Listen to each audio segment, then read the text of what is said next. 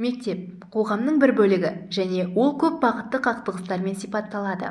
Өзара оқушылар арасында, мұғалімдер мен оқушылар арасында, не мұғалімдер мен ата-аналар арасында. Және бұл қақтығыстар кейде өте қатал және барлық тараптар үшін ауыр зардаптарға толы. Мектеп медиациясын қолданудың алғашқы әрекеттері 1980 жылдардың басында ақш-та жасалды. Содан бері бұл әдіс бір немесе басқа түрде әлемнің көптеген елдерінің білім беру кеңістігінде кеңінен қолданылып келеді.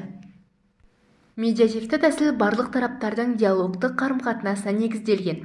Ол теңдікті және өзін-өзі көрсету, олардың мүдделерін қорғау үшін тең кеңістікті қамтамасыз етуді білдіреді. Осы қатынастарды реттеудегі бас маман ол медиатор. Медиатор қақтығыстың мүмкін болатын шешімдері бойынша тараптардың арасында жүйелі диалог құруға көмектесуші және олардың тең дәрежеде қолдаушы бейтарап делдал. Мектеп медиаторы ретінде ұстаз да, педагог, психолог та қызмет ете алады. Және осы орайда мен қосқым келетін ой ол алдыңғы қатарлы жоғарғы сынып оқушыларында осы қатарға қосу.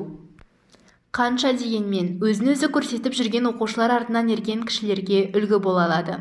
Шынында, мектеп медиациясы әдісімен медиативті тәсілдің көмегімен білім беру саласында қауіпсіз ортаны құру арқылы біз әр адамның құқығын мектеп кезінен бастап құрметтейміз.